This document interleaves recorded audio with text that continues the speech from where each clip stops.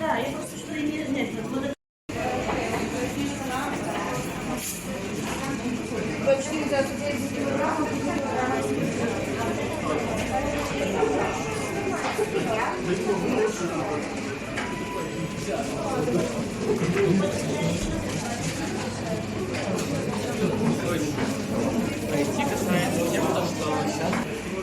Говори, я слушаю. На будущее торты сами брать нельзя. Простите нас.